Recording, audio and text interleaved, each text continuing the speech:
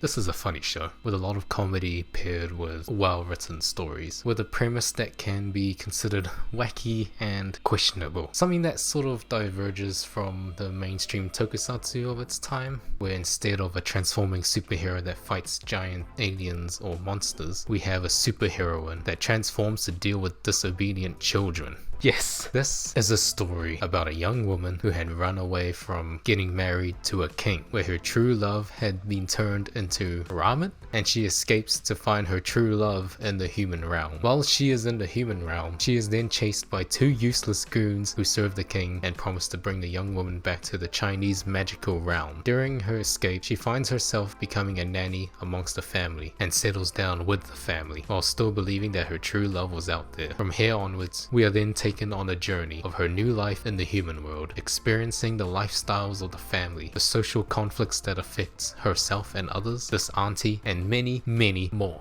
Now this show is called Magical Chinese Girl Pai Pai, a comedy series that was part of the Toei Fushigi comedy series, the 9th series in this network. I found myself getting hooked onto the series, completing all 26 episodes, and had enjoyed every bit of it. Although there were some things that I was sort of disappointed with, such as for one episode leaving us in a cliffhanger and it doesn't get explained in the next episode, but overall still a fun series. The journey of Pai Pai, the main character of the story, goes through a lot of development. Same with many characters in this show. I almost felt like in the beginning I had the feeling of, oh no, where is this going to lead us? We have a crazy auntie, some very rebellious kids, and a father that loves to dress up as Indiana Jones and runs away whenever the situation gets too tough for him. And all this mess then gets pushed down to Pai Pai, who had just ran away from her realm and has to take care of all of the troubles in this new human world. For most of the first part of the show, it shows us the issues of Pai Pai getting used to her new life, as she still reminisces her time with Raymond, her true love, which looks weird while watching it because she's basically talking to food, while also dealing with the kids of the family who consistently keeps on misbehaving. It gets to the point where Pai Pai transforms and punishes them by starving them and setting the house on fire, which is some pretty harsh punishments. Someone could have been seriously hurt, and for the most part, the kids really don't learn their lessons. But I felt like this was the story for the majority of the show, where it focuses on the life of the kids. However, there are stories that do sort of touch on social issues, such as the topics of bullying, the emphasis of education, and the stress of overstudying. So I guess with this video, I want to break down the episodes that I found were the most meaningful, as majority of the episodes were really comedic and lighthearted, with some episodes that do go deeper and show us the social issues that affect the characters in this TV show. So let's begin. Is this the greatest superheroine of all time? Let's start off with looking at one of the episodes. Episode 7. It is the story of bullying, where one of the kids who had won a competition for having one of the best drawings in the class gets his first place position removed after a complaint to the principal from another parent saying that his painting wasn't accurate because there was no such things as rainbow dinosaurs. Pai Pai is then worried about the kid, as he was threatened by a rival and was left in a hopeless state. Saddened by the unfair treatment that he had received from rival students and adults, Pai Pai and the father then decide to confront the parent of the rival child and made a case that there could be a possibility of rainbow dinosaurs existing because there have never been real evidence of what dinosaurs could look like, which angers the rival parent, in which the rival parent then blackmails the father by reminding him who was the people that was behind the funding of the father's archaeological work. So all that effort from Pai Pai gets shut down, which was a waste of effort anyway, as the father then decides to just suddenly run away from the situation like he usually does. The next day, the child gets confronted by his rival and is bullied by the group. His brothers are then left watching, afraid to join the battle as they were completely outnumbered, but then they build up the courage to stand up for their brother, and all three of them get beaten up all together. Meanwhile, Pai Pai receives a call from one of the kids saying that their brother was getting beat up. However, she ignores it at first. Great parenting. But then realizes and decides to head out. But in doing so, she is then confronted by two useless goons whose mission is to bring her back to the Chinese magical realm, only for them to give Pai Pai an idea where she turns the two of them into real life giant rainbow dinosaurs, and they go off to scare the bullies and also the parents of the rival child. In the end, the child was able to express his creativity, drawing many dinosaurs in many colors and being able to be confident in the drawings he makes. It's episodes like these that sometimes reminds me that even though this show is predominantly a comedic series, it still has moments where it is able to showcase the themes and ideas that can touch on social behaviors, that can somewhat be reflective of society. The idea of bullying in this episode was one example, that more privileged kids having more authority over lesser privileged kids could leave a detrimental effect on the confidence that the bullied kids have, especially when bad behaviors can be reinforced by their own parents having more control of the financial situation of other parents. As shown, it leaves the bullied kids in a situation where they feel hopeless and demotivated, knowing that the situation they were put in was unfair, but nothing could be done because of a power trip that other people have over others. This is one of many examples in the series where it has an episode that is based on issues that could be reflective of society. And although I wish to talk about all of those episodes, I want to still keep this video at a decent length and not dive too deep into some topics, because I believe that you guys should go and watch it yourself to form your own opinion. So in the following episodes, it sort of gets pretty weird.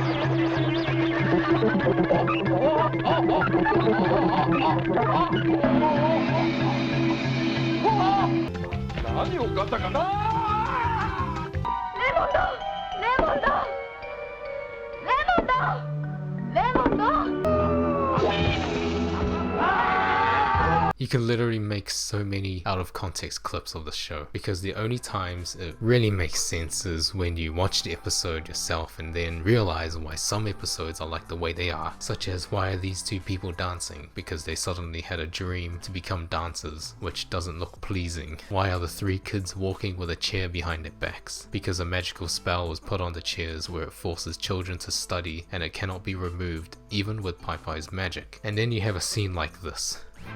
Pai Pai, お前の魔法でわしは倒せん。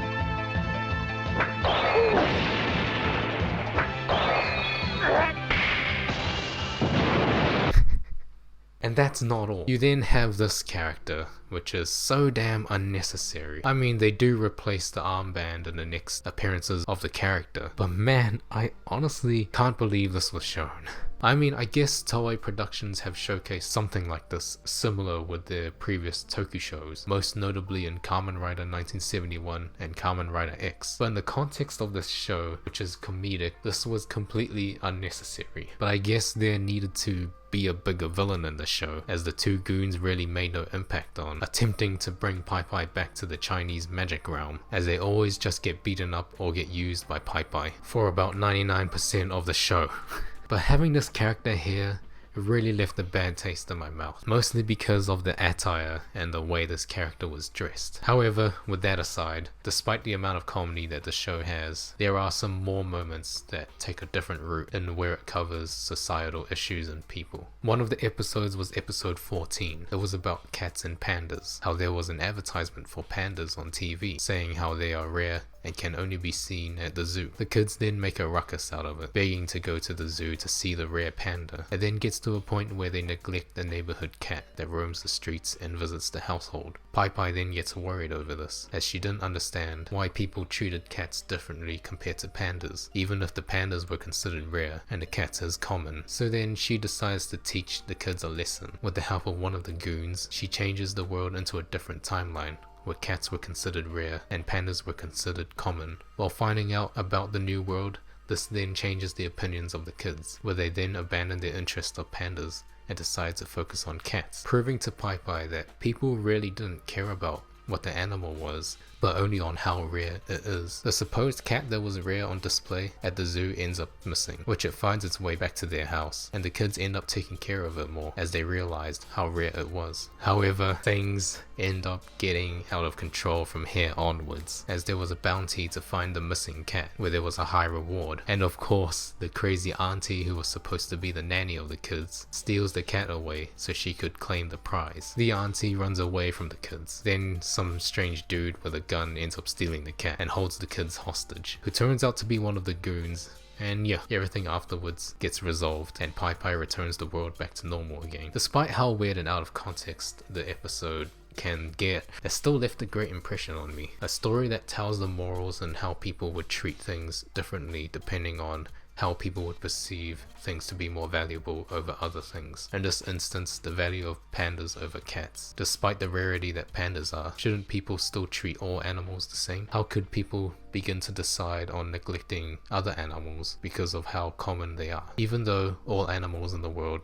are dependent on being able to survive, and although pandas are in a more dire situation as they are closer to extinction compared to cats, it shouldn't be considered an excuse to still treat cats as a lesser value, as it is still an animal in the animal kingdom, much like the panda. To put it simply, this story is just saying, just treat all animals the same, because some of y'all go crazy over it, especially when there is money involved. So to continue with Pai Pai's journey, there is still one more episode that I would like to talk about, which is another episode that also left an impact on me. Episode 24, a story about a high school reunion that takes place. That includes the father of the kids, the aunt, and many other adult side characters that are in the show. It then cuts to a scene where Pai Pai was at a temple making a prayer. While she was making a prayer, she hears a strange voice somewhere and realizes there was a kid that was crouched down inside the temple building. Only Pai Pai could see him, as she was the one with magical abilities. The kid that was crouched then explains that he had been in the same spot for the last 30 years and said that his friends had forgotten about him when they played hide and seek. Pai Pai then mentions that she was able to see him, and then he becomes real. Pai Pai then invites him back to their house for a meal, where he then faces the harsh reality that his friends had truly forgotten about him, and that the only way for him to grow up out of his kid phase was for his friends to remember him. So then he goes around the town and tries to meet up with his other old friends, only for them to not be able to see him, meaning that his friends still completely forgot about him. Despite the setback, Pai Pai doesn't lose hope, and she decides to host a hide and seek event that features all of his old friends. And as the event takes place, everyone then remembers him and realizes that he was forgotten all those years ago. After his old friends had remembered him, he then suddenly grows up and becomes an adult, and his friends invite him out for a dinner. However, while the dinner was taking place, he decides to go to the bathroom, as he was nervous about wanting to marry the auntie of the kids, as it was a dream that he had since he was a kid. As he walks back to the dining room, he realizes that everyone had left him, and he was left alone, sitting by himself in the dining room, where his friends who had remembered him forgot about him again. This episode had left a great impression on me, as it leaves behind a feeling of sadness for the kid, as everyone who he had known had moved on with their lives and settled down in the town. Everyone had stories to tell of their own journeys as to how their lives had been, the jobs that they are doing, and the places they have seen, as shown when they are talking together, as their conversations are non-stop, sharing about their many memories and how far they have come as people in society. While the kid that was left behind was forgotten and didn't have many memories to share, as people had only just remembered him, and his new sudden adult life had only just started, meaning that he wasn't able to showcase the many memories, the many things he's done, and the experiences in life that had made him the way he was. He had nothing to share to his friends because his life had only finally just begun. So being left behind and forgotten, he was still stuck in the mind of a child, but now with the body of an adult, still having the same dream as when he was still a kid, and not being able to keep up with everyone else who had time to grow up into adults and live a fulfilling life. So then, as he was left behind again, it almost felt like, in my opinion, it was maybe better that he should have been forgotten about after all, as he was left alone again after 30 years of being forgotten, and it felt like his attempt of becoming an adult with his school friends had made no difference, as he was still alone after everything that he had been through. So after discussing about these 3 episodes that were the most memorable to me, what do I think about Pai Pai and the show as a whole? Well, I think it was definitely a very good show, with elements that blend in comedy, drama, and many meaningful stories that feel like they leave an impact on the viewer. And is Pai Pai the greatest superheroine of all time? Well, Pai Pai in this show is an empathetic and compassionate person. Despite her being something from a different realm, where life is completely different to the way the human realm was, she was still able to showcase moments of understanding of the situation that she had put herself in, and where she remained supportive of the growth of the 3 kids. Despite the many times the kids had been disobedient and had pushed her to her limits, she was able to find ways in where she will still punish them but also take care of them when times were tough. And that continues throughout the whole show. Sometimes she will be the nanny of the household, and other times she will use her magic to teach them some lessons. In such instances, they can be harsh and brutal, while other instances, it can be helpful. But the overall intention was that she indirectly wanted to help the family in a way. Her punishments was done to discipline the children, and her usage of magic was used to teach them many important lessons in life, such as standing up for people who were disadvantaged, treating animals with respect, and giving people a second chance to be able to live a fulfilling life. She's not really a superheroine that is depicted to be strong, masculine, or brave. Instead, she's more of a superheroine who is more human than heroine. Despite the power she has over ordinary people, she still decides to live a normal life among people. She doesn't exert herself to be greater or better than anyone else. She is a being with magical abilities, but a heart and a mindset of a normal human being, one that cares about the well-being of the people she looks after, and doesn't necessarily need to be anything that is super extraordinary. So is she the greatest superheroine ever? Depends on your beliefs. In respect of showing off power and strength, then I don't think so. But in respect of someone who is empathetic and compassionate, then I think so.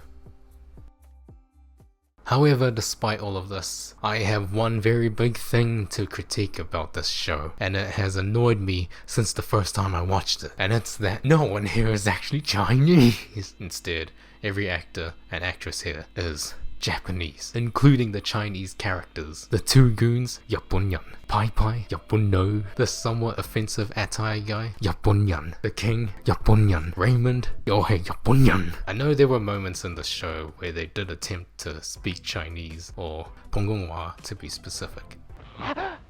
找一个，极少两个，哎呀，哎呀，哎呀，哎呀！再见，またね。1、2、3、4、1、2、3、4、1、2、3、4。 But as a westernized Chinese manlet with immigrant parents, I have to say that this is very disappointing. My first thought when I came across this show was that this must have been something that had come from Hong Kong, because as you know, back in those days, Hong Kong had a pretty decent entertainment industry, most notably the kung fu movies. So when I first found out about this show, I thought that it was from Hong Kong. But no, it's made by Toei and has a cast full of Japanese actors and actresses, and not a single Chinese. I have been deceived. I have been bamboozled. Overall, I did enjoy the show from the very first episode to the last. It told a story that had many ups and downs, with the main character trying to find love and also adapting to a new life as a normal person in a completely different realm. A very comedic and entertaining show, and I enjoyed it overall. But there you have it. That is the video. I hope you enjoyed, and I'll see you. Bye.